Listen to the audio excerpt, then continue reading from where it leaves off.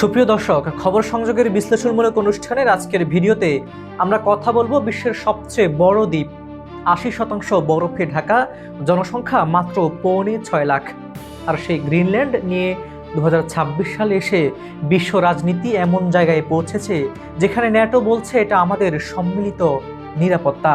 Europe সেনা পাঠাচ্ছে আর Donald Trump বলছেন আমাদের এটি দরকার, প্রয়োজনে আমরা নিয়ে নেব। We need Greenland. We need Greenland. Won't worry about Greenland in about 2 months. Let's talk about Greenland in 20 days.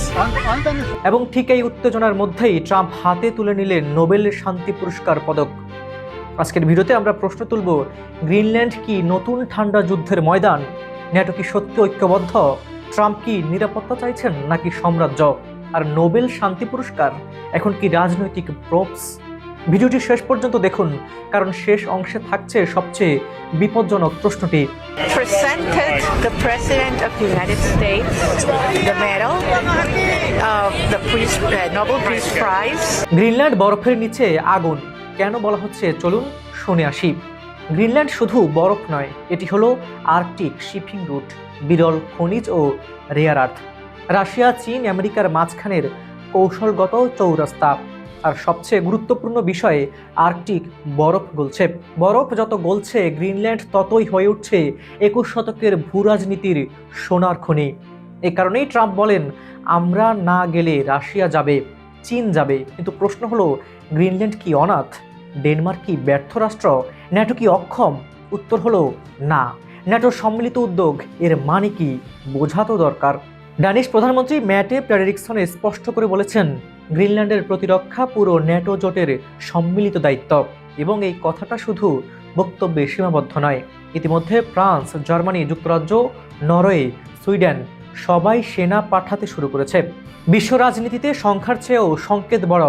এটি এক ধরনের বার্তা, গ্রিনল্যান্ড একা নয়, ডেনমার্কও একা নয়। ট্রাম্পের এটি ব্যক্তিগত সম্পত্তি নয়। ট্রাম্পের সমস্যা কোথায়? এখন আসি মূল প্রশ্নে। ট্রাম্প আসলে কি চান? তিনি বলেন ন্যাশনাল সিকিউরিটি, কিন্তু বাস্তবে দেখা যাচ্ছে ন্যাটোর ভেতর বিভাজন, মিত্রদের প্রকাশ্যে হেয় করা, আন্তর্জাতিক আইনকে অবজ্ঞা। ডেনমার্ক কিছুই পারবে না এই ভাষা। এটি কি নিরাপত্তা কূটনীতি নাকি বুলডোজার ডিপ্লোমেসি?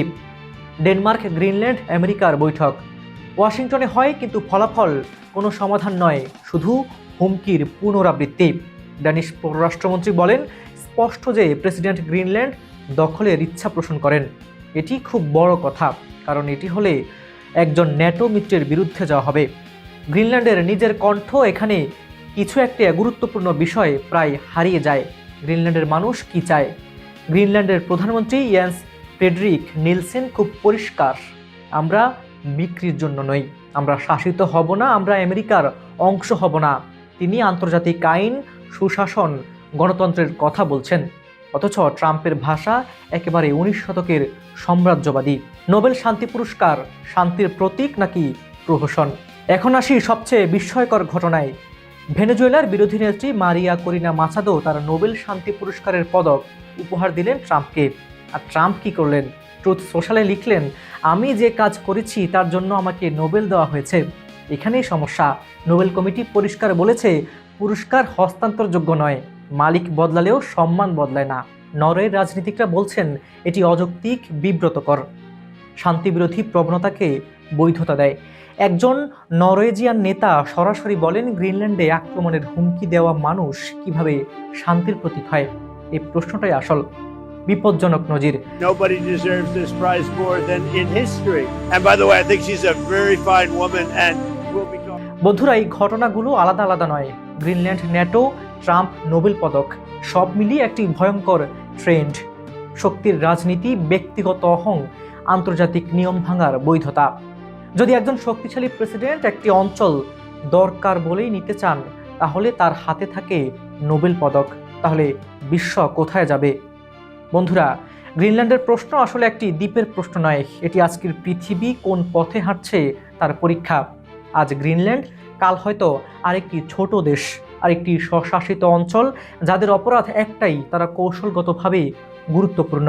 ডোনাল্ড ট্রাম্প যখন বলেন আমাদের এটি দরকার, প্রয়োজনে আমি কিনে নেব, তখন সেটা শুধু একটি বক্তব্য নয়, এটি এমন একটি মানসিকতা যেখানে শক্তির শেষ কথা, আইন নয়, নীতি নয়, সম্মানও নয়। এখানে সবচেয়ে ভয়ের জায়গা হলো এই বক্তব্য আসছে এমন একজন মানুষের কাছ থেকে যিনি ন্যাটোর নেতৃত্ব দিয়েছেন, যিনি গণতন্ত্রের রক্ষক হিসেবে পরিচিত এবং যার হাতে এখন ঝুলছে নোবেল শান্তি পুরস্কারের পদক।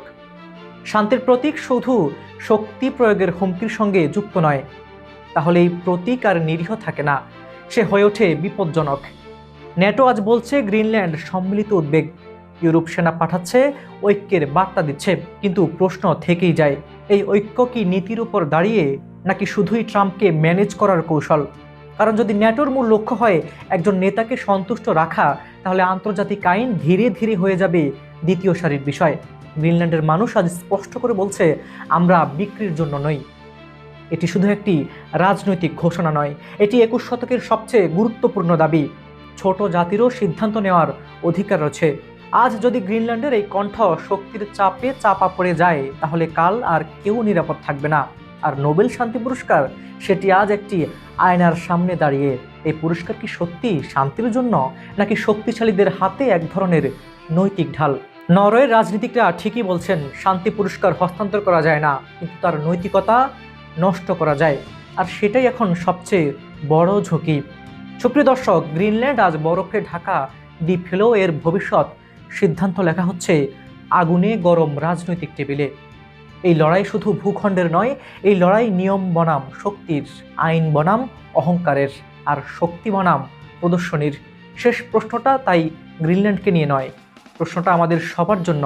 যদি শক্তি সব কিছু ঠিক করে, তাহলে আন্তর্জাতিক আইন, গণতন্ত্রের আর শান্তির মূল্যটা কোথায়? এই প্রশ্নের উত্তর ঠিক করে দেবে পৃথিবী বরফের মতো ঠান্ডা হবে নাকি সংঘাতে জ্বলতে থাকবে।